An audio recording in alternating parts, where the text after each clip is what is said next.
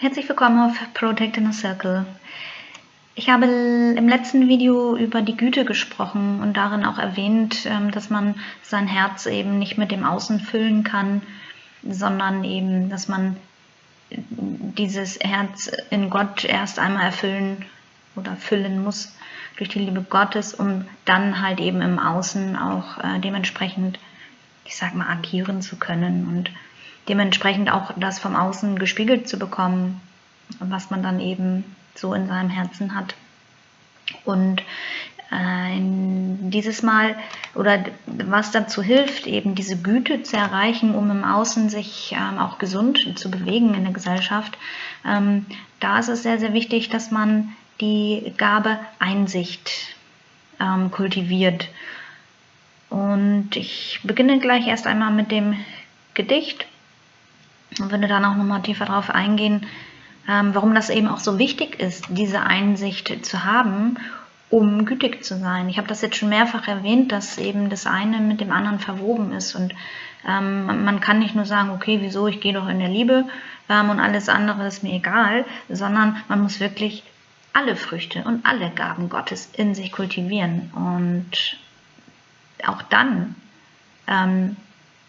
wenn man diese Samen gelegt hat, sie wollen wachsen, sie wollen gehegt werden, gepflegt werden, man wird geprüft, man muss sie gießen, eben alle diese Dinge, wie das eben mit so einem Pflänzchen ist. Und manchmal möchte man am Ende schon diesen Baum, diesen riesengroßen Baum haben, das Resultat haben, aber der Weg ist eben ein Prozess und dieser Same zum Beispiel, das ist so mein Problem, dass ich viel auch verstehen möchte. Ich habe heute auch ein ganz tolles Gespräch mit jemandem geführt über das immer verstehen wollen. Der Verstand, der kommt manchmal nicht mit dem, was Gott von einem will. Und ich habe im letzten Jahr gar nichts verstanden. Und wenn ich mich da auch darauf einlasse, auf diese kreisenden Gedanken, die ständig und immer da sind, die auch nicht immer nur von mir kommen oder von Gott, sondern die einfach auch vom Widersacher kommen, will ich mal meinen. Und wenn man diesen Zweifeln und so weiter eben auch Glauben schenkt und eben auch versucht zu verstehen, immer nur zu verstehen, warum macht Gott dies, warum macht Gott das, ja, es ist nicht der Weg. Ein Same, der beginnt zu keimen und beginnt zu wachsen, der sagt ja auch nicht am Ende, ich will jetzt aber ein Baum werden, sondern der wächst einfach. Und der fragt sich auch nicht, warum müssen denn erst die Wurzeln gebildet werden und so weiter und so fort, sondern er tut es einfach. Und das ist eben auch, denke ich mal, diese Reise, dass man einfach voller Vertrauen diese Samen in sich wachsen lässt und einfach die Schritte dann geht, die gerade dran sind. Das sagt auch jemand immer so schön, den YouTube-Kanal, den ich hier für mich entdeckt habe und dem ich auch sehr gerne zuhöre. Schaue, was ist als nächstes dran. Das wird einem ja auch gezeigt, was als nächstes dran ist. Muss ich mich in der Geduld prüfen oder. Nimm es einfach hin, alles das, was kommt. Und die Einsicht ist eben eine Geschichte, die es einem einfach auch sehr viel einfacher macht. Lebe deine Wahrheit. Wahrheit, wo finde ich dich? Bist du das, was ich sehe im Licht? Bist du das, wenn ich die Augen schließe? Wahrheit nur, wenn ich genieße? Die Wahrheit ist so viel mehr. Sie kommt mit dem Licht von irgendwoher. Sie kommt auch, wenn ich nicht sehen will, wenn sich Dunkelheit aufdrängt mit Gebrüll. Sie ist so sanft und rein und klar, doch ist alles, was ich sehe, wahr? Wenn das Außen mir Ablehnung zeigt, bin ich dann für mein wahres Selbst bereit? Lebe deine Wahrheit, heißt es oft, habe ich mir diese doch immer erhofft. Doch wenn du feststellst, das bist nicht du, wer ist dann noch da und hört dir zu? Lebe deine Wahrheit im Hier und Jetzt. Lebe sie, auch wenn das Außen dich verletzt. Lebe deine Wahrheit, sie ist ganz dein. Sie ist dein Herz, so klar und rein. Ja, und das heißt halt, lebe deine Wahrheit, Einfach weil die Einsicht auch bedeutet, dass man eben quasi von ihm die Einsicht bekommen hat, woher die Wahrheit eben stammt. Dass wir halt eben das Wahrhaftige und den Wahrhaftigen einfach erkennen und eben ja quasi die Quelle, woher alles stammt, erkennen. Ich muss ein bisschen abspicken, weil ich noch nicht so in der Schrift noch nicht so fit bin. Das kommt dann hoffentlich später noch. Ja, und in 1. Könige 3 ist es so, dass der junge, neu gesalbte König Salomo eben auch vor Gott stand und Gott sagte, sage mir, worum du bittest. Und er hat halt eben um Einsicht gebeten, Gutes von Bösen eben zu unterscheiden.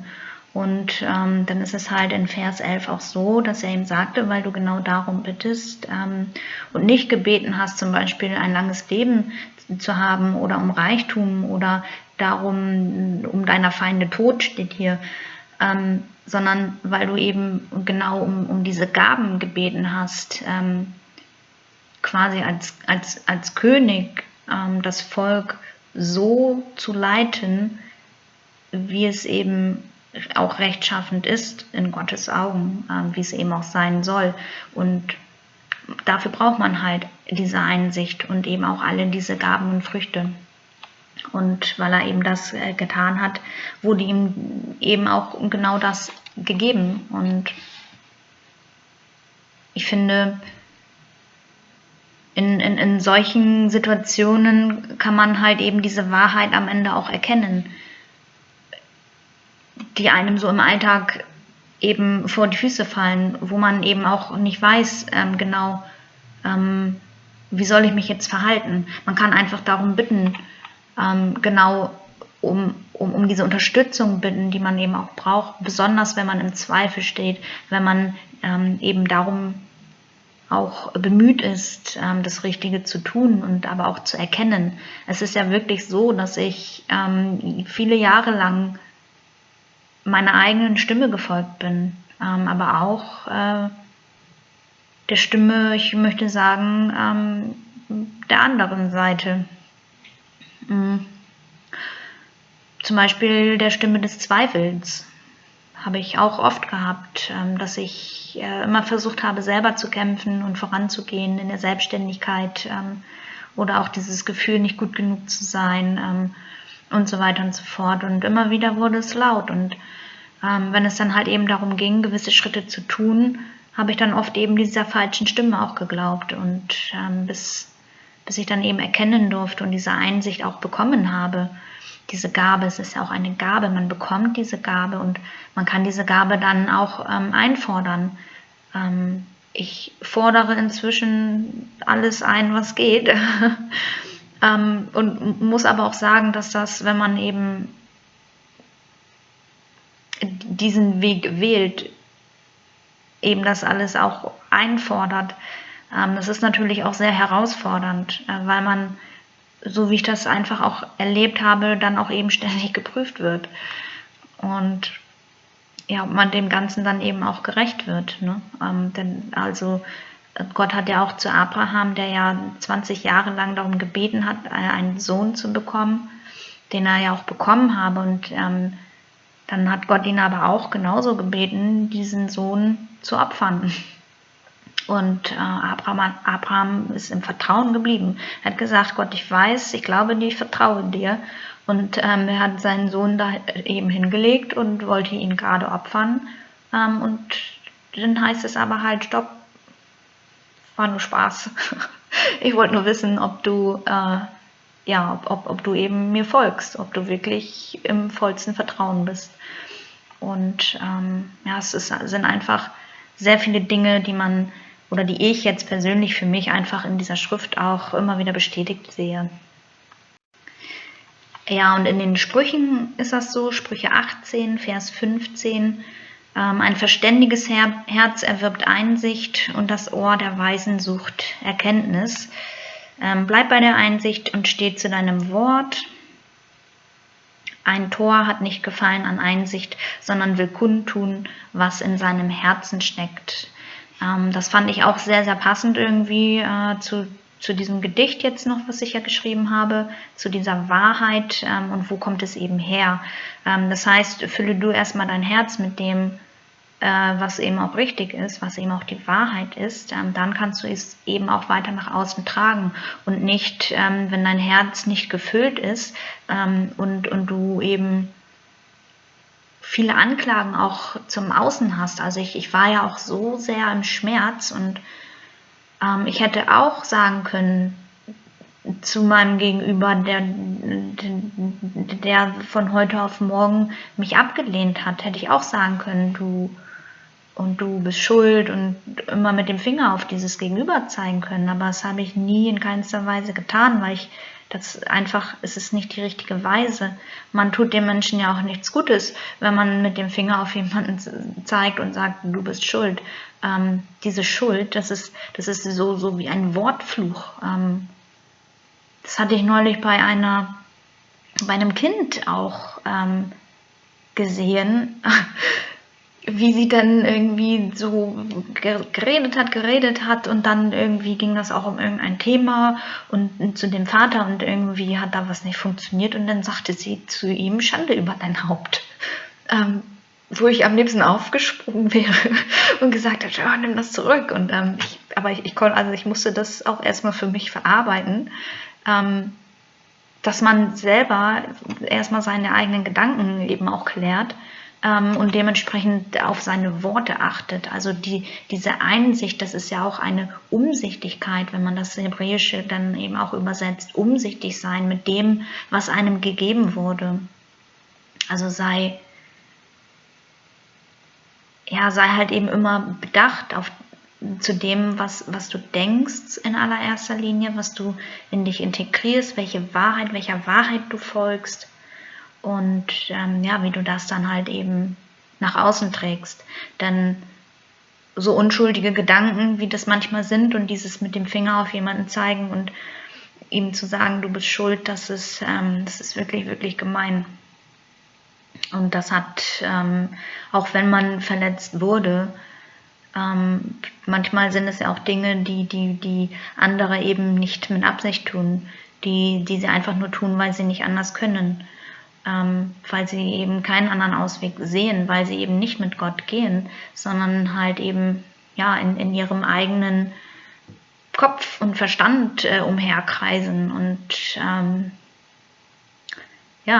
ich für meinen Teil finde es sinniger und stimmiger für diesen dann eben zu beten, dass da halt eben dieser wirre Kopf, der da so umherkreist und den Ausgang nicht findet, dass er einfach befreit wird und dass da halt eben der Heilige Geist einziehen darf. Genau. Also ich für meinen Teil bin da sehr, sehr froh und dankbar drüber, dass ich das alles so auf die Art und Weise entdecken durfte. Über diesen Punkt der bedingungslosen Liebe hinaus. Es ist ja einfach so, dass ich wirklich die höchste Liebe erfahren durfte und am Anfang fühlte es sich für mich so an, als wenn sie mir genommen wurde. Und ich hab Gott angeklagt. Ich war so böse und ich bin auch in Unglauben gefallen. Ich hab meinen Glauben absolut verloren. Ich habe gesagt, das kann es nicht sein. Aber ich durfte dann ja aber feststellen, diese Liebe ist immer noch in mir. Und sie bleibt auch für immer, weil sie mir gegeben wurde. Und das erstmal auch zu kapieren, wo kommt diese Liebe her? Sie kommt ja nicht, weil der andere mich so gefüllt hat. Ja, natürlich, er hat mir genau diese Liebe gezeigt und gespiegelt. Und aber dann dieser Crash, der da gekommen ist, diese absolute, ich will es mal sagen, Seelenerkennung, dieser absolute Seelenblick zueinander, der dann wirklich den ganzen Kosmos durcheinander bringt. Das muss man auch erstmal verarbeiten. Das ist wirklich wie ein Urknall, Und ja, jetzt nach einem Jahr kann ich auch eben, ja, ich kann ganz anders darüber auch daran denken, was da eben alles passiert ist und eben in dieser Liebe und in dieser Dankbarkeit sein und bleiben, einfach weil ich diese Quelle in mir habe und die geht da halt eben auch nicht mehr weg und ich bin halt genauso glücklich und erfüllt, egal was das Gegenüber einfach auch macht. Es bezieht sich hier diese Einsicht, diese Unterscheidung, diese Umsichtigkeit zueinander. Na, das geht auch wieder alles zusammen. Einmal in die Güte in der Gesellschaft und wenn man aber in die Liebe geht, zur Partnerschaft, diese Erwartungen, über die ich geschrieben habe, die man zueinander vielleicht hat oder voneinander, solche Dinge entfallen einfach, wenn man sich eben in dieser absoluten Wahrheit auch begegnet. Und ich bin so froh und dankbar, dass ich eben auch jetzt einer Gruppe von Menschen begegnet bin, die all das verstehen. Es ist ja noch lange nicht so, dass jeder also jetzt hier in Deutschland, also überall, wohin ich auch gehe, kenne ich das nicht, dass man ganz frei von Gott redet. Ich denke, es ist in anderen Ländern anders. Also und es war auch bei mir so, 2015 oder 2016 war das, glaube ich, da hatte ich, das verrate ich jetzt, ich war für die Zeitung unterwegs zu einem Vortrag. Das war eine christliche Gemeinschaft aus Nordkorea oder Südkorea, ich weiß nicht mehr. Ich glaube sogar Nordkorea. Oder an der Grenze zu Nordkorea lebten sie, glaube ich, so generell. Und dort ist es halt so, wenn du nur eine Bibel besitzt, dann kommst du ins Gefängnis, wenn sie das mitkriegen, auch wenn du da gar nicht drin gelesen hast. Also das ist wirklich sehr, sehr krass, wie die Christen da verfolgt werden auch. Und die kommen also, haben sich also zusammengetan und machen quasi eine Weltreise und machen halt darauf aufmerksam, wie unfrei der Glaube gelebt werden darf in diesen Ländern und ja, was es eben für Konsequenzen gibt halt auch. Und er hielt also seinen Vortrag und er war selber halt eben auch im Gefängnis deswegen. Und es ist nicht schön in diesen Gefängnissen, es ist wirklich nicht schön. Da machst du schon was mit. Und dieser Mann steht da und kann nicht mehr weiter sprechen. Man sieht all seine Gebrochenheit eben auch plötzlich und auch all diesen Unglauben nicht Gott gegenüber, sondern der Gesellschaft gegenüber, seiner Gesellschaft gegenüber in Korea. Und ich kann es einfach nicht fassen, wie das sein kann, dass man so unterdrückt wird eben auch. Und ich saß da und ich habe es mitgelebt und war voll und ganz bei ihm. Und ich habe auch wirklich gesehen, also es war wie, als wenn plötzlich Zeitlupe ist im Raum. Und ich habe ihm einfach gewünscht, dass er diese Kraft und diese Stärke bekommt, weil ich gesehen habe, okay, er kommt richtig ins Schwanken und entweder bricht er jetzt voll ein und in Tränen aus und kann nicht mehr, oder aber eben er kriegt diese Stärke. Und ich habe einfach nur da gesessen und merkte dann plötzlich, wie ein Licht durch mich hindurchfährt und quasi so zu ihm weitergeleitet wird.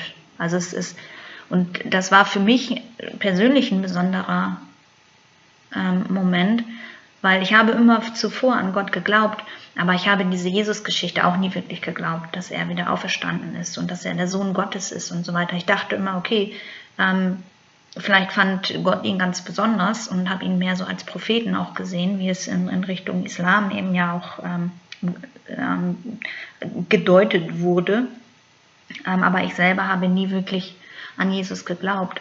Und als dieses Licht durch mich hindurch zu diesem Mann gekommen ist, das waren wirklich nur ein paar Sekunden. Aber wir gucken uns in die Augen und wir merken das beide. Jesus ist da. Und dieser Mann von einer auf die andere Sekunde richtet sich plötzlich auf und ich wage einfach zu behaupten, er hält den besten Vortrag seines bisherigen Lebens. Also das war ein Moment, eine Situation, das war einfach nur wahnsinnig. Ganz große Klasse. Und das war für mich einfach auch dieses Gefühl zu wissen, ja klar, das war nicht jetzt Gott, also an sich der Vater, sondern das war Jesus. Und da wusste ich für mich, okay, es gibt ihn. Aber ich habe es für mich behalten. Also ich habe zwar 2 Leuten davon erzählt, von diesem Moment, 2 Vertrauten, aber ich habe nie weiter über Jesus gesprochen. Ich habe mich nie wirklich zu ihm öffentlich bekannt. Das ist jetzt Ostern eigentlich erst passiert, dass ich ihn wirklich auch aussprechen mag. Also ich mag wirklich erst jetzt seit Ostern eben auch öffentlich drüber sprechen, mich dazu zu bekennen, war für mich ein großer Schritt.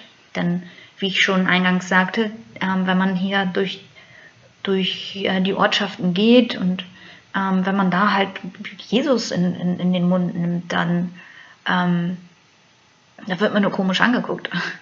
Und ich spreche dann auch oder habe jetzt auch viel über mein Buch gesprochen, über das Loslassen und so weiter. Und dann höre ich auch viel so, Mensch, toll, und das geht mich auch was an und hier und da. Und wenn ich dann sage, ja, hier und Jesus und so weiter, ja, merkt man immer so ein bisschen, wie sie plötzlich auf den Boden gucken. Ja, wie sie sich irgendwie beginnen zu schämen oder zu sagen, so, geh weg. Und manchmal ist es auch tatsächlich so, dass ich das dann inzwischen auch mit Absicht mache. Einfach weil, ja, weiß ich nicht warum, weil ich der Meinung bin, dass gewisse Dinge einfach gesagt werden müssen. Und ich habe damals viel zu oft geschwiegen in meinem Leben. Ich habe viel zu oft nichts gesagt, obwohl ich hätte etwas sagen müssen. Und es fällt mir einfach leichter auch, mich bei Gott und bei Jesus zu wissen. Und es ist ja auch so, dass ich habe viel Heilung betrieben. Ich habe Ostern ist es ja so, Jesus zieht in Jerusalem ein. Und für mich war das so, als wenn ich, mein Körper, als wenn das Jerusalem ist. Und wenn Jesus kommt, um dort einzuziehen, da will man das nicht mehr schmutzig haben. Also habe ich mein Haus, meine Stadt aufgeräumt und sauber gemacht und vorbereitet und ja, damit er es eben auch schön hat bei mir. Genau, und so wünsche ich einfach jedem, dass er für sich die Beziehung zu ihm eben aufbauen kann. Auf so wunderbare und herrliche Art und Weise, weil es ist einfach schön, diese Freude, von der ich ja auch schon gesprochen habe, die platzt dann einfach auf und es ist großartig.